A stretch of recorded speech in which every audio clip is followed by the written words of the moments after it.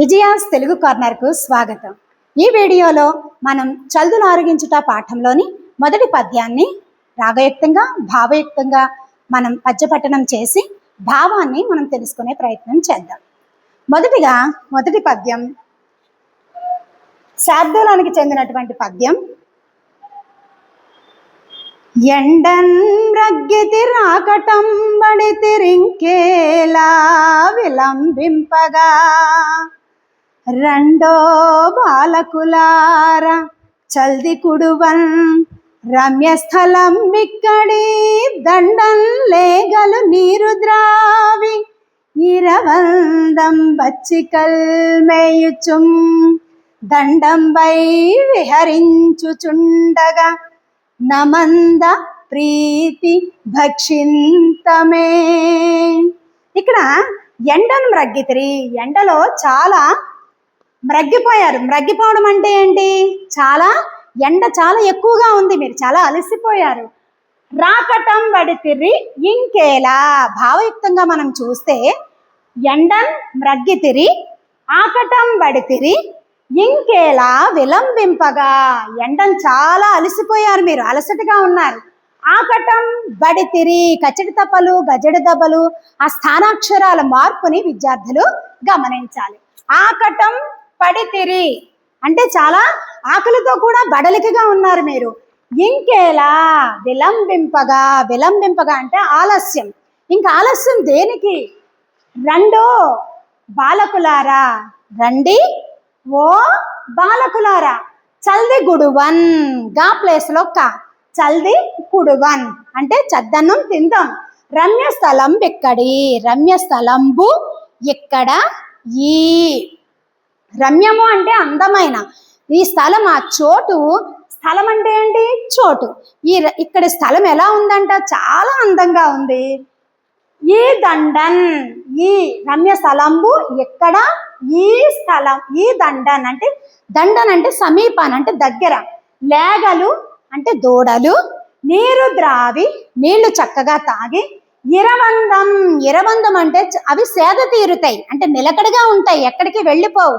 ఎందుకంటే తాగడానికి చక్కగా నీళ్లు ఉన్నాయి కాబట్టి అవి ఎక్కడికి వెళ్ళిపోవు, నిలకడగా ఉంటాయి. బచ్చికల్ మేయుచుం, బా ప్లేస్ లో పా, కచ్చడి తప్పలు గజ్జడి దెబ్బలు మీరు గుర్తు పెట్టుకోవాలి. పచ్చికల్, పచ్చిక అంటే గడ్డి, మేయుచుం అంటే మేత తింటూ, పచ్చికను చక్కగా తింటూ, దండంబు ప్లస్ ఐ దండంబై అంటే దండాకారంలో అంటే గుంపుగా, విహరించుచుండగా, విహరించడం అంటే ఏంటి? తిరుగుతూ ఉండగా, నమంద ప్రీతి భక్షింతమే, నా అంటే ఆ, నాలో ఏముంది? ఆ అమంద ప్రీతి అంటే మిక్కిలి సంతోషంతో, మనం చాలా సంతోషంగా భక్షింతమే తిందామా అని ఎవరు అడుగుతున్నారు?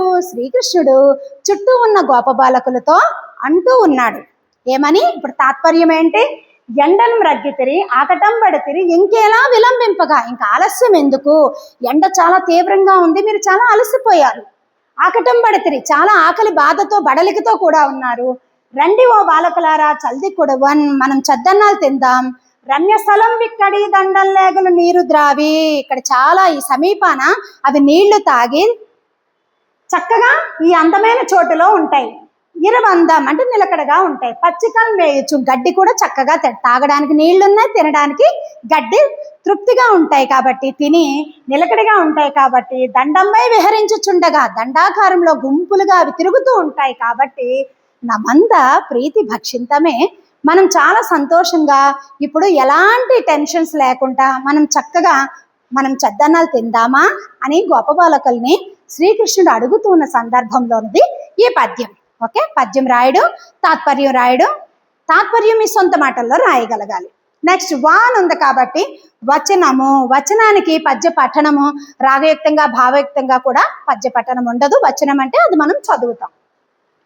అనిన నగుగాకయని వత్సంబులను ఉత్సాహంబుల నిర్మలంబులకు జలంబుల ద్రావించి పచ్చికల మొల్లంబులు గల పల్లంబుల నిలిపి సొక్కంబులకు చల్దుల చిక్కంబులు సక్కడించి. చూడండి, చదువుతూ ఉంటే మీకు ఎలా అనిపిస్తుంది? ఇదే పోతన గారి రమణీయమైన శబ్దాలంకారాల సొగస్సుతో అతని రచనా శైలి ఉంటుందని మనం కవి పరిచయంలో చెప్పుకున్నాం కదా. అదే ఈ శబ్దాలంకారాల సొగసు. చూడండి ఎంత చక్కగా పదాలను వాడాడో. అనిననగుగాక. ఎప్పుడైతే కృష్ణుడు చెప్పాడో వెంటనే అలాగే అని చెప్పి వత్సంబుల ఉత్సాహంబుల. వత్సంబులు అంటే దూడలు, ఉత్సాహంబుల సంతోషంతో, నిర్మలంబులగు. నిర్మలము అంటే ఏంటి? శుద్ధమైన. జలంబులు, జలము అంటే నీరు, శుద్ధమైన నీరు ద్రావించి తాగించి పచ్చికల మొల్లంబులు గల పల్లంబుల నిలిపి. మొల్లంబులు అంటే ఒత్తుగా గడ్డి గుబురుగా ఉన్నటువంటి పల్లంబుల అంటే పల్లంగా ఉన్నటువంటి స్థలాలలో వాటిని ఉంచి సొక్కంబులకు చల్దుల చిక్కంబులు సక్కడించి.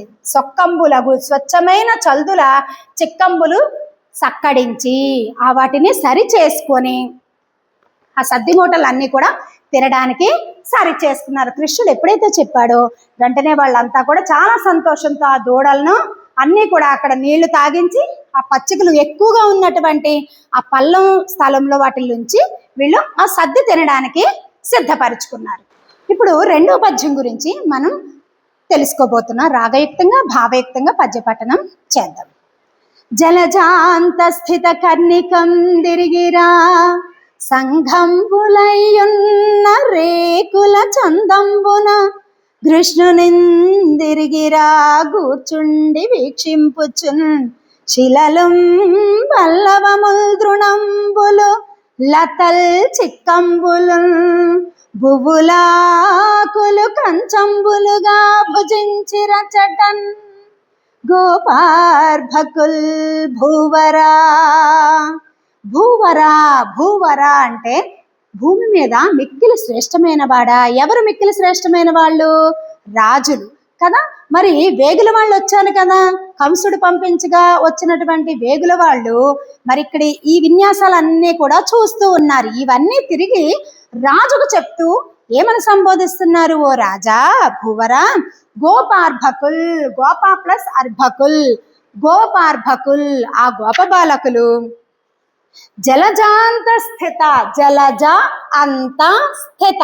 భావయుక్తంగా మనం చూసుకుంటే జలజము అంటే పద్మము లేదంటే కలువ పువ్వు, అంత అంటే కిందినున్నటువంటి, స్థిత కర్ణికం.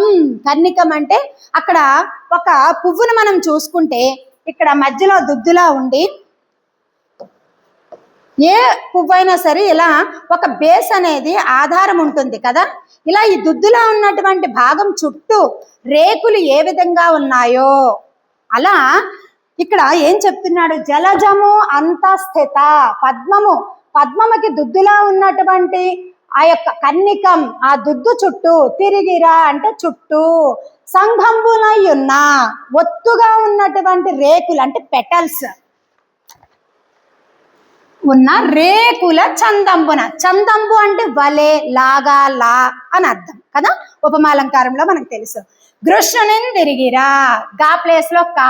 కృష్ణుని ది తిరిగిరా, కృష్ణుని చుట్టూ కూర్చుండి, గు ప్లేస్ లో కు కూర్చుండి వీక్షింపుచున్. వీక్షించడం అంటే చూడడం. కృష్ణుని చుట్టూ వాళ్ళు కూడా కూర్చొని కృష్ణుని ఇలాగే చూస్తూ ఉన్నారంట. శిలలుం బల్లవముల్ బా ప. తృణంబులు తా, దా ప్లేస్ లో తా. తృణంబులు లతల్ చిక్కంబులున్. పువ్వులాకులు అంటే పువ్వులు ఆకులు. కంచంబులుగా భుజించి రచటన్, భుజించిరి అచటన్. గోపార్భకుల్ భూవర. ఈ పద్మము చుట్టూ ఉన్నటువంటి ఈ పద్మము జలజ అంతస్థిత, కింద ఉన్నటువంటి దుద్దు చుట్టూ రేకులు సంఘంబులే ఒత్తుగా ఉన్న అంటే ఒత్తుగా ఉన్న రేకుల చందంబున లాగా కృష్ణుని తిరిగినా కూర్చుండి వీక్షింపుచుండు. కృష్ణుని చుట్టూ కూర్చొని కృష్ణుని చూస్తున్నారు. ఎవరు? గోప బాలకులు. ఇంకా ఏం చేస్తున్నారంట? శిల అంటే రాయి, పల్లవములు అంటే చిగుళ్ళు, తృణంబులు గడ్డి, లత అంటే తీగ, చిక్కంబులున్. చిక్కంబులున్ అంటే పువ్వుల ఆకులు కలిపే చిక్కంబులు.